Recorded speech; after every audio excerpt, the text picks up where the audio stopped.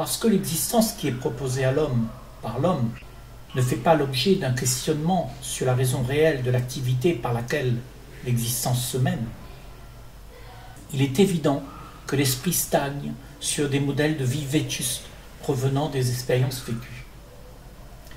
Nos mémoires sont les conclusions de ce qui a été vécu à travers les âges. Elles encombrent nos esprits de schémas prescrits et se répètent dans nos habitudes quotidiennes, sans jamais quitter les limites de toutes les connaissances accumulées. Ainsi, ces modes de vie, avec ses train-train, ses mœurs, ses traditions, ses obligations et ses normes, nous éloignent de la réalité de ce qui se passe derrière les apparences que nous vivons. Il y a une dimension en soi qui se trouve au-delà de tout ce que le savoir de l'humanité peut pourvoir. Les citations suivantes sont des supports pour approfondir la réflexion dans le voyage de la connaissance de soi. Se connaître est la prise de conscience des phénomènes psychiques qui se meuvent en soi, et personne ne peut te les faire ressentir à part toi-même. Donc, connais-toi toi-même afin d'être libre de toi-même. La vie, une roue qui tourne sur elle-même en répétant les actions qui engendrent son mouvement sans fin. Les hommes qui ont traversé les âges ont tous aspiré à être libres de son engrenage. La vérité ne peut être une connaissance acquise. Elle est vivante et s'apprend d'instant en instant. Elle est libre de ce qui était et de ce qui sera. Afin d'être libre, sois toi-même et non ce que les autres voudraient que tu sois. La liberté signifie ne plus avoir à se cacher derrière les images que l'on se fait de soi. C'est être véritable.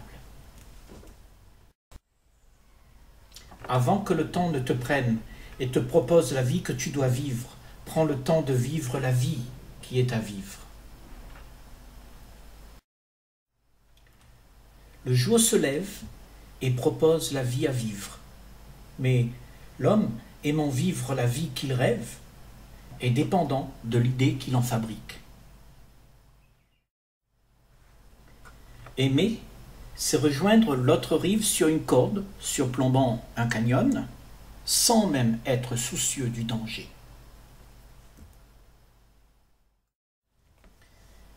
Il semble que le fossé vers la médiocrité soit jonché d'illusions alléchantes et que le danger soit renié.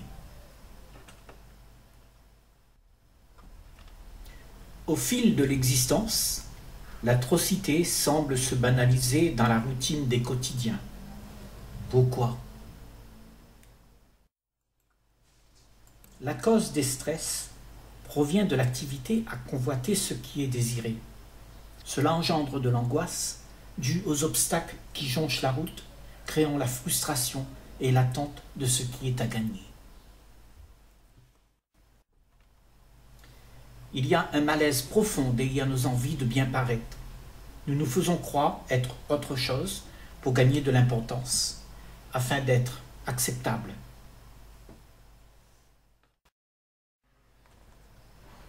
L'apparence est un phénomène qui se désagrège face à la réalité. Il y a donc cette frénésie à cultiver l'image de soi. L'activité de l'homme dans la société est organisée par l'espoir. Son occupation principale est de trouver un remède à son manque de joie. La timidité est l'expression de la peur de devoir être face à l'évidence de soi. De cette résistance émerge l'ego. La croyance est la substance que l'on amasse des expériences afin de pacifier l'incertitude.